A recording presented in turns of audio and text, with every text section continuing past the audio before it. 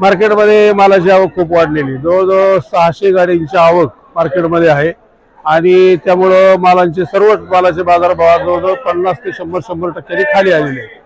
मालाचं प्रमाण वाढल्याचं कारण गावाला जी थंडी होती ती थंडीचं प्रमाण कमी झालेले, सध्या थोडंसं ढगाळ वातावरण आहे, ढगाळ वातावरण असल्यामुळं मालाची आवक वाढलेली, त्यामुळं टोटली जवळजवळ सर्वच मालांची बाजारभाव खाली आलेले। भाजीपाल्याने जर सांगितलं ना, आता जवळजवळ सर्व मालाचे 50 ते 60% दर खाली आले। जो शिमला पालघरची शिमला सीजन सध्या चालू आहे, जी शिमला इथे काल 60 रुपये 56 रुपये खपत होती, ती शिमला आज 50 रुपये सुद्धा गिराईक घ्यायला मागत नाही, म्हणजे जवळजवळ 100%चा फरक पडलेला आहे। वाटाणे सुद्धा तेच आहे, सगळं टोटल फ्लावर जी कालपर्यंत 14-16 रुपये खपत होती ती फ्लावर आज 80-100 रुपये खपते। काकडी ही जी चायना काकडी आहे, ही चायना काकडी 22 रुपये 20 रुपये खपत होती, ती काकडी आज 16 रुपये 14 रुपये खपते।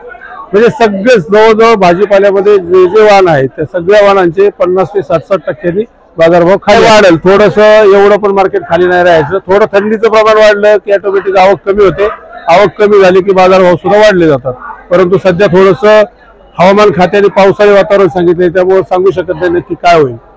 ग्राहक आहे की नाही? गिराईक आहे, पण पाहिजे तेवढ्या प्रमाणात गिराईक सुद्धा माल घेत नाही, कारण बाहेर सुद्धा जे किरकोळ मध्ये ते विक्री करतात त्या ठिकाणी सुद्धा पाहिजे तेवढा त्यांचा खप होत नाही, त्यामुळे साहजिकच त्यांचा खप कमी असल्यामुळे ते खरेदी सुद्धा त्यांची कमी प्रमाणात असते। तुमचं नाव? आमचं नाव प्रकाश शेटे।